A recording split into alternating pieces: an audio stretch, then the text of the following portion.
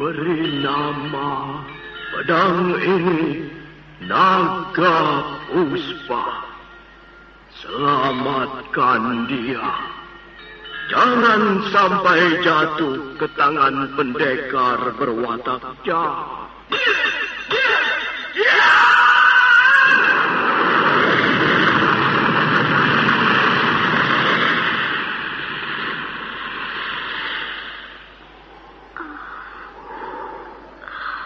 Kakang Kamandanu, kau masih juga tidak percaya bahwa aku mencintaimu. Meisin, maafkan aku, Meisin. Meisin. Meisin!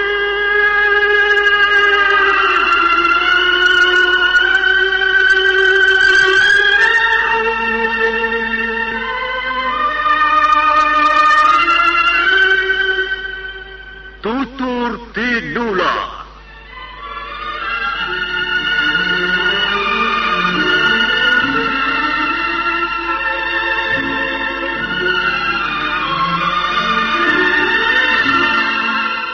Sebuah sandiwara radio serial, produksi Sanggar Cerita dan Teater Sanggar Prativi.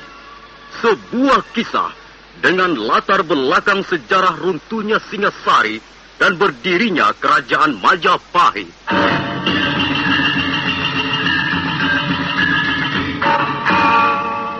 Sandiwara ini didukung oleh pemain-pemain radio yang sudah ternama.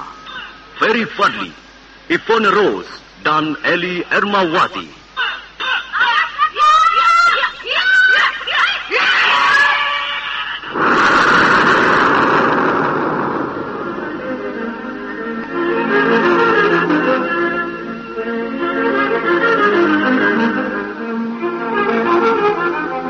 Naskah ditulis dan diolah oleh S. Tijab, hiasan musik dan sutradara C. Ispriyonoka.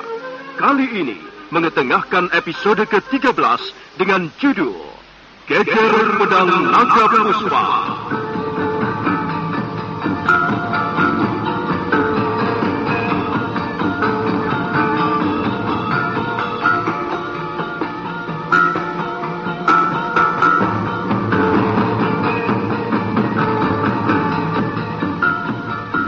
Dalam seri ke-381 ini didukung oleh para pemain Sono Sugiakso sebagai Empu Lunggah, Lili Nur Indasari sebagai Luh Jinggan, Ferry Fadli sebagai Arya Kamandanu, dan Asdi Suhastra pembawa cerita.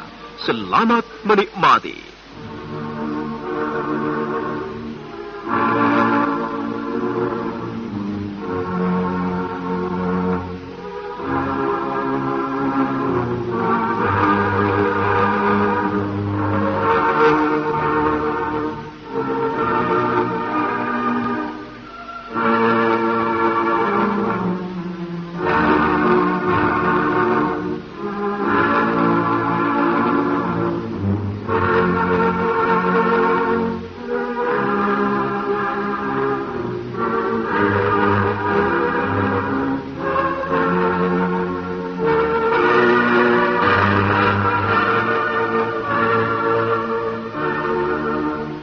Malam itu, setelah tubuh Arya Kamandanu dicambuk di bawah pohon Papa Sanghara, Empu Lunggah dan Luh Jinggan membawanya kembali ke pondok.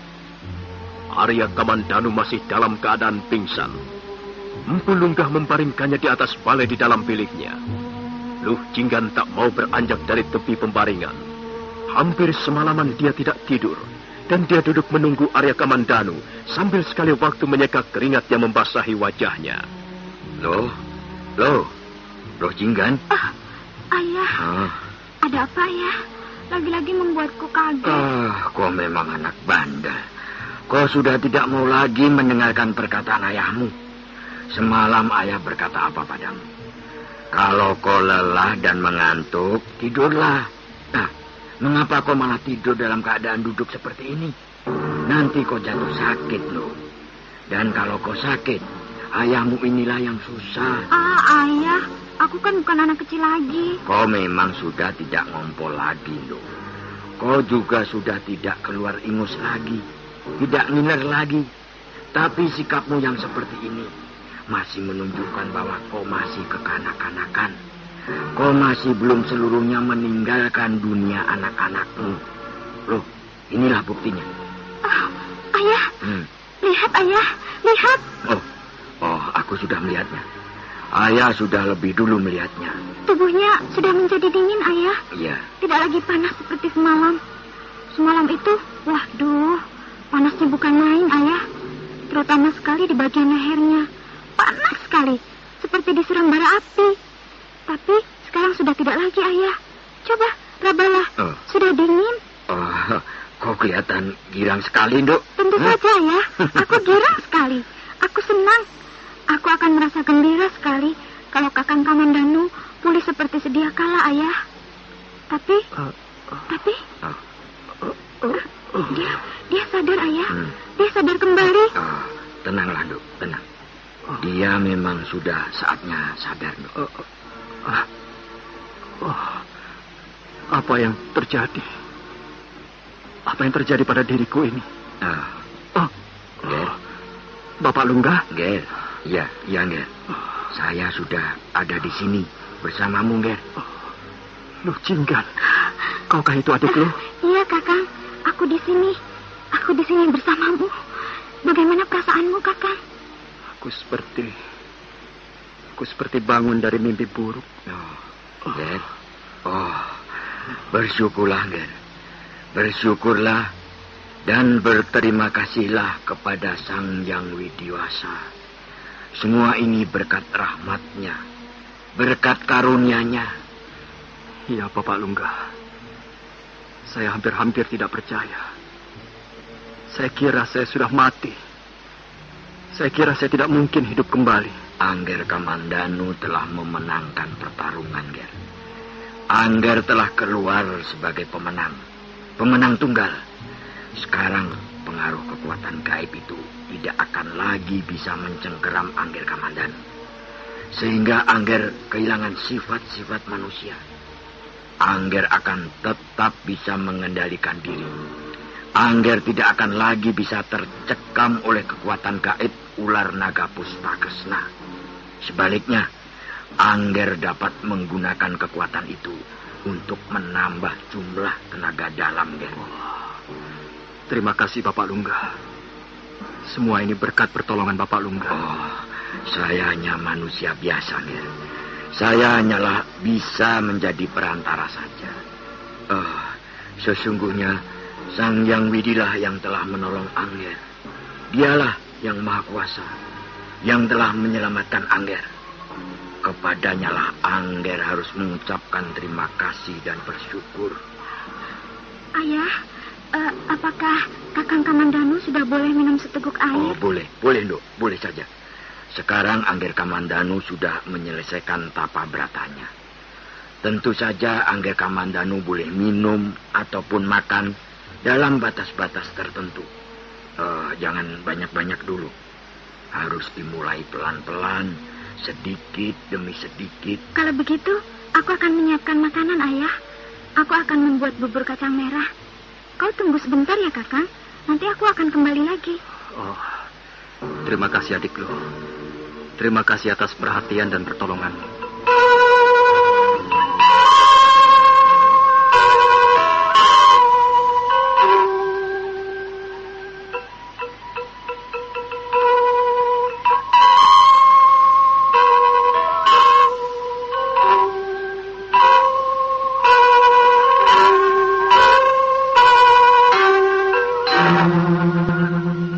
Hari itu Arya Kamandanu sudah bisa duduk dengan tenang di tepi pembaringannya. Luh Jinggan menyuapinya bubur kacang manis. Sedikit demi sedikit wajah Arya Kamandanu berubah menjadi merah kembali. Dan dia merasakan kekuatannya sedikit demi sedikit pulih kembali. Luh Jinggan merasa sangat bahagia. Dengan rajin dan tekun, gadis itu merawat Arya Kamandanu, menyuapinya, menggantikan pakaiannya, menyeka keringatnya, dan menungguinya siang malam. 3 hari kemudian, Arya Kamandanu nampak sudah segar kembali. Malam harinya mereka bertiga berbincang-bincang di serambi pondok. Wah. Saya lihat keadaan Angger Kamandanu sudah semakin baik. Syukurlah, Angger. Ya, Bapak Lunggah. Sepertinya tenaga saya sudah pulih kembali. Sepertinya saya baru saja bangkit dari kematian. Iya, benar, Angger. Memang sebenarnya begitu.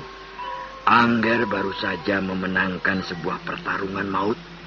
Selama 40 hari lamanya Angger berada di bawah penguasaan suatu kekuatan yang sangat dahsyat. Angger hampir saja musnah oleh kekuatan itu. Tapi berkat pertolongan Sang Maha Kuasa, akhirnya Angger mampu keluar dengan selamat. Ayah, ya. Aku tidak lagi melihat noda-noda hitam itu. Apa maksudmu, adik lu? Tentu saja kau tidak menyadarinya, Kakang. Tapi aku melihatnya. Coba perhatikan. Pundakmu sebelah kiri tidak lagi ada noda hitamnya. Demikian pula bagian tubuhmu yang lain. 3 hari yang lalu, noda-noda hitam itu menghiasi hampir seluruh permukaan tubuhmu. Kalau tidak percaya, tanyakan saja pada ayah. Iya kan, ayah? Nampaknya memang begitu, Nduk. Iya. Saya baru menyadarinya sekarang. Noda hitam di pundak kiri saya sudah tidak ada lagi. Noda hitam itu lenyap bersama kemenangan Angger dalam pertarungan maut itu, Nger. Noda hitam itu adalah sebagai akibat dari pengaruh kekuatan gaib ular naga Puspakresna. Kalau misalnya Angger Kamandanu tidak mampu mengalahkan pengaruh kekuatan gaib itu, maka noda hitam itu akan melekat di pundak kiri Angger seumur hidup. Tidak seorang pun mampu menghapusnya, Angger. Dan Angger sendiri akan menjelma menjadi manusia setengah siluman. Tapi untunglah, hal seperti itu tidak terjadi pada dirimu, Angger. Iya, saya memang orang yang sangat beruntung, Bapak Lunggah. Mudah-mudahan saya tidak menjadi lupa diri karena peruntungan saya ini. Iya, itu adalah sikap yang sangat bijaksana, Angger. Nah, adik lu, sekarang kau tidak perlu menyuapiku lagi. Aku sudah bisa makan sendiri. Aku juga sudah bisa membersihkan tubuhku sendiri. Tapi aku harus berterima kasih padamu, adik lu. Sebab selama aku sakit, kaulah yang merawatku. Tapi Kakang, kau harus menepati janjimu ya. Setelah sembuh, kau harus mau ku ajak berjalan-jalan. Tentu saja. Kapan kau akan mengajakku berjalan-jalan? Nah, rasakan, Dok. Kapan kau akan mengajak Angger Kamandanu berjalan-jalan? Ayo. Tidak bisa sekarang, Kakang. Aku masih harus mengurus pekerjaanku di belakang. Pakaian kotor menumpuk. Perabot-perabot dapur yang kotor juga banyak sekali. Bagaimana kalau besok pagi, Kakang? Terserah. Aku menurut saja. Kemana kau akan mengajakku berjalan-jalan? Kemana ya? Kemana ya? Kemana sebaiknya? Oh, ya kemana saja, Nduk. Asal jangan jauh-jauh.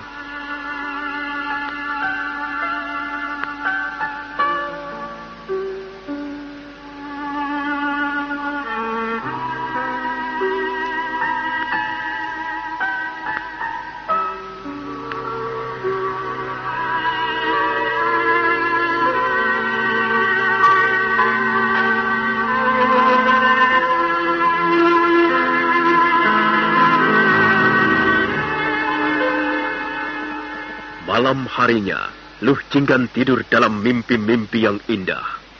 Dia mimpi berjalan-jalan dengan Arya Kamandanu. Mereka melihat alam pegunungan yang permai. Mereka berjalan sambil bergandengan tangan mendaki tanjakan bukit. Kemudian mereka duduk di atas tebing bukit dan memandang lembah di bawahnya. Lembah yang berwarna kebiru-biruan. Luh Jinggan merasa sangat bahagia. Hatinya berbunga-bunga. Dan bunga-bunga itu menjelma menjadi kabut tipis yang menenggelamkan mereka berdua. Esoknya Luh Jinggan bangun pagi-pagi sekali. Dia buru-buru membersihkan tubuhnya, kemudian mengenakan pakaian kesayangannya. Rambutnya disanggul seperti wanita dewasa. Setelah selesai merapikan dandanannya, dengan hati berdebar, Luh Jinggan melangkah mendekati bilik Arya Kamandanu. Dia ragu-ragu sejenak di depan pintu. Tapi akhirnya dia memberanikan dirinya untuk mengetuk pintu. Kakang Kamandanu, apakah kau sudah siap? Di luar hari sangat cerah. Kau sudah berjanji mau kuajak berjalan-jalan, bukan? Kakak, apakah kau masih tidur? Kau seorang laki-laki, tidak sepantasnya seorang laki-laki bermalas-malasan. Tapi kau pasti sudah terbangun. Aku tahu. Sekarang ini kau pasti sedang merapikan pakaianmu, iya kan? Kakak, mengapa kau diam saja? Tidakkah kau dengar suaraku? Kau pasti bermaksud membuatku kesal. Tapi aku tidak akan kesal. Aku tahu kau pun tidak sabar menunggu pagi yang cerah ini. Kita akan berjalan-jalan mengitari bukit Kedung Peluk. Aku akan membawa Jamantara ikut serta. Dia tidak akan mengganggu kita, Kakang. Dia harimau yang baik. Dia bisa bermain-main sendiri. Kakang, apa yang kau lakukan di situ? Kakang? Ruang biliknya ternyata kosong. Di mana Kakang Kamandanu? Apakah dia mau mengingkari janjinya? Barangkali dia masih berada di pancuran belakang. Aku akan mencarinya.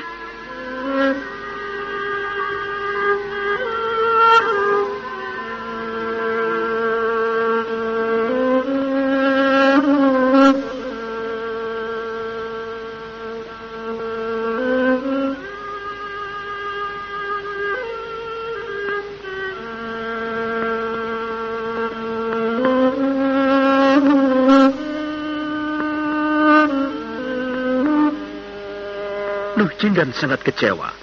Gadis itu hampir saja menangis setelah mencari Arya Kamandanu ke sana kemari dan ternyata tidak bisa menemukannya. Dia benar-benar kesal. Dia ingin menangis karena kesal. Keinginannya untuk mengajak Arya Kamandanu berjalan-jalan ternyata tidak terpenuhi. Hampir seharian Luh Jinggan mengurung diri dalam ruangan biliknya. Tiba-tiba dia merasa dipermainkan. Dia menjadi benci sekali pada Arya Kamandanu. Dok, ada apa, Dok? Ada apa lo? Mengapa kau mengurung dirimu terus-menerus di dalam bilik? Nanti kau cepat tua. Biar saja ya. Biar aku cepat tua, biar aku cepat mati. Loh, kok begitu? Apa senangnya menjadi orang tua?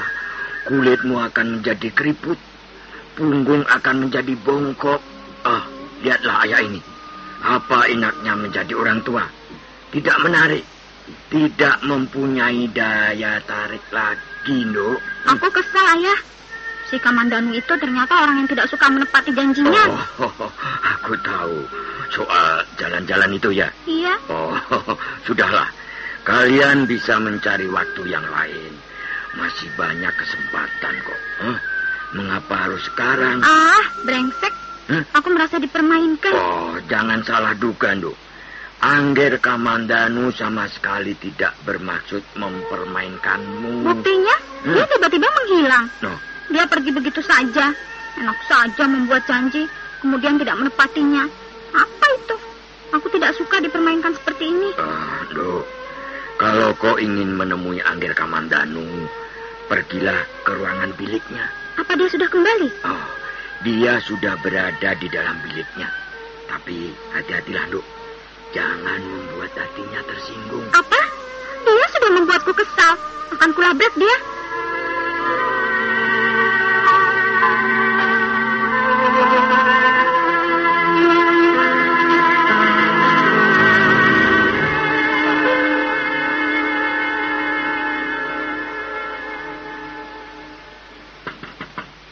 Hei, buka pintunya.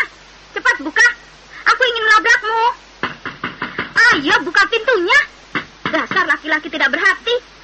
Enak saja kau mengingkari janji. Kalau tidak bisa menepatinya, jangan membuat janji. Kau hanya membuatku kecewa saja. Ayo, buka pintunya. Cepat. Awas ya. Kalau kau tidak mau segera membuka pintu, akan kudobrak.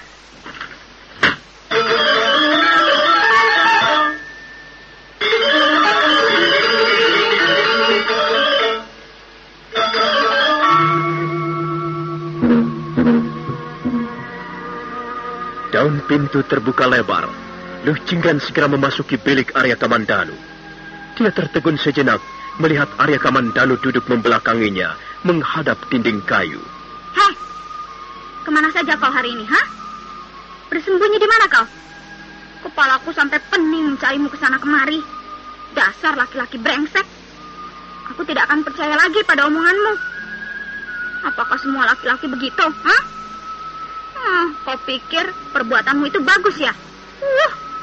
Aku tidak sudi kau permainkan seperti ini. Kalau memang kau tidak suka berjalan-jalan denganku, katakan saja terus terang. Aku tidak akan memaksa kok. Kalau memang kau keberatan, mengapa kau tidak berkata terus terang? Ayo jawab, jangan membisu. Dan mengapa kau duduk begitu? Ayo lihat kemari. Lihat aku. Kau malu ya? Kau malu karena telah mengingkari janjimu. Ayo, lihat kemari. Jangan menyembunyikan wajahmu di balik dinding. Aku sekarang telah tahu siapa dirimu. Mengapa kau diam saja? Aku ini kau anggap apa, ha? Ayo balikan punggungmu. Aku sedang mengajakmu bicara. Aduh, kau ini laki-laki yang menyebalkan. Cepat balikan punggungmu. Balikan punggungmu. Ayo balikan punggungmu dan lihat aku. Karena tidak sabar lagi, Luh Jinggan segera menyergap Arya Kamandanu dan memaksa agar Arya Kamandanu membalikkan punggungnya.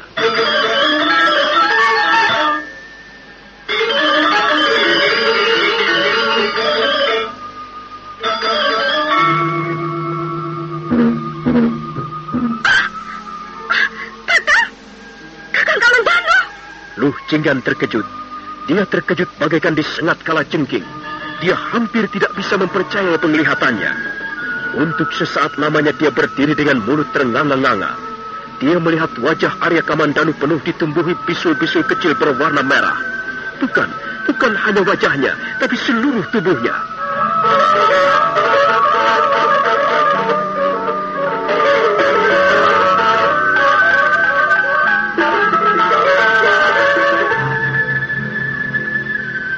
Saudara pendengar, bagaimanakah kisah selanjutnya?